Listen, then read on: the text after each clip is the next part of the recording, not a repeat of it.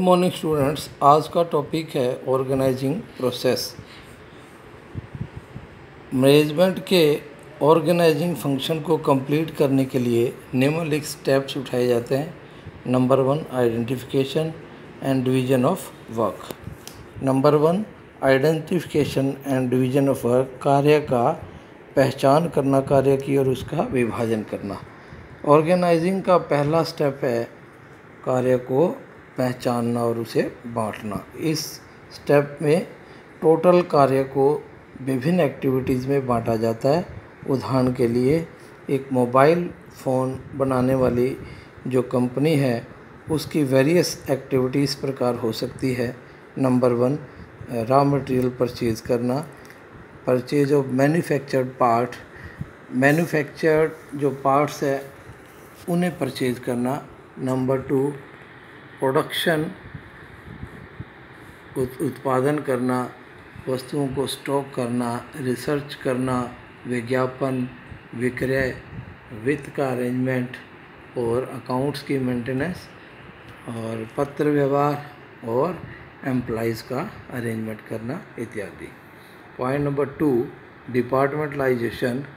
After various activities, विभिन्न activities को design करने के बाद कंपनी के उद्देश्यों को प्राप्त करने के लिए एक्टिविटीज़ को डिपार्टमेंटलाइज किया जाता है या उनका विभागीयकरण शुरू किया जाता है।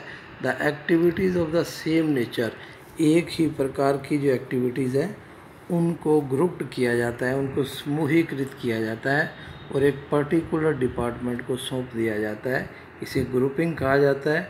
उदाहरण के लिए purchase of raw material, manufacture product को परचेज करना, ये परचेज डिपार्टमेंट को दे दिए जाएंगे और प्रोडक्शन, स्टॉकिंग ऑफ गुड्स और रिसर्च एक्टिविटी ये प्रोडक्शन डिपार्टमेंट को दे दिए जाते हैं। सिमिलरली जो एडवर्टाइजमेंट और सेल्स ये मार्केटिंग डिपार्टमेंट के द्वारा किए जा सकते हैं या उसे दिए जा सकते हैं। एंड जो फाइनेंशियल अरेंजमेंट्स, खातों का मेंटेनेंस, रख रखाव, पत्र व्यवहार इत्यादि ये फाइनेंस डिपार्टमेंट के चार्ज में रखे जा सकते हैं।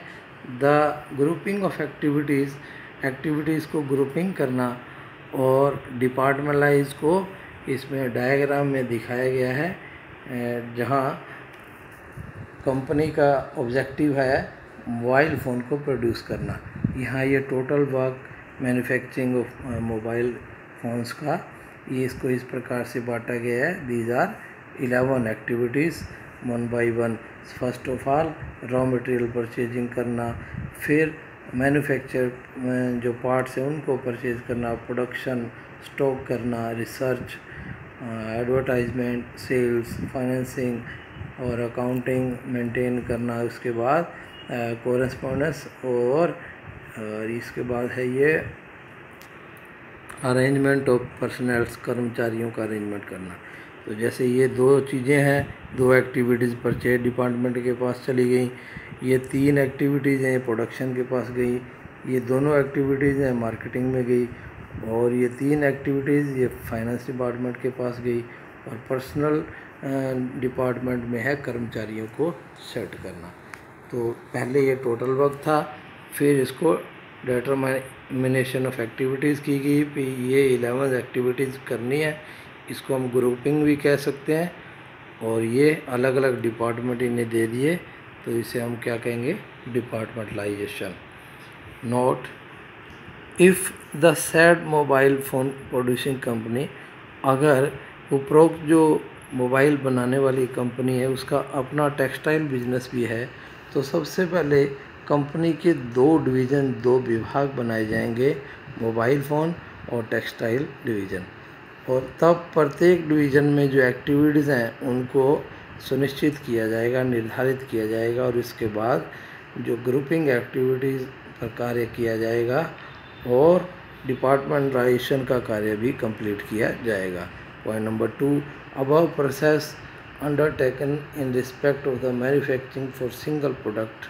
अगर ऊपर दी गई जो प्रोसेस है, अगर एक सिंगल प्रोडक्ट के लिए अगर की जाए तो उसे फंक्शनल कहेंगे और अगर ज़्यादा प्रोडक्ट्स के लिए की जाए तो उन्हें डिविजनल डिपार्टमेंटलाइजेशन का नाम देते हैं।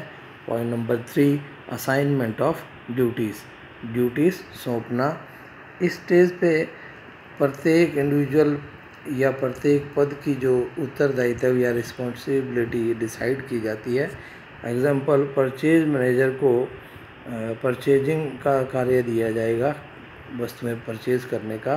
सेल्स मैनेजर को वस्तुओं को बेचने का कार्य दिया जाएगा। एडवर्टाइजिंग मैनेजर को एडवर्टाइजमेंट का, और इसी प्रकार फाइनेंस मैनेजर को रिस्पॉन्सिबिलिटी दी जाएगी फाइनेंशियल अरेंजमेंट करने की। जब ये ड्यूटी असाइन की जाती है तो ये इम्पोर्टेंट होता है कि कार्य की जो नेचर है और उस व्यक्ति जिसको ये कार्य दिया गया है उसकी जो कैपेबिलिटी है, उसकी योग्यता है, उसको मैच कर लिया जाए, ये इम्पोर्टेंट है। Point number 4, establishing reporting relations. Reporting के संबंध एस्टेब्लिश करना, स्थापित करना। जब 2 या 2 से अधिक व्यक्ति कॉमन गोल को प्राप्त करने के लिए काम करते हैं तो उनका इंटर रिलेशनशिप, उनका अंतर संबंध, उसे बहुत स्पष्ट रूप से डिफाइन किया जाना अति आवश्यक है। और एवरीबॉडी शुड, प्रत्येक को ये जानना चाहिए कि कौन सुपीरियर है और कौन सबॉर्डिनेट है।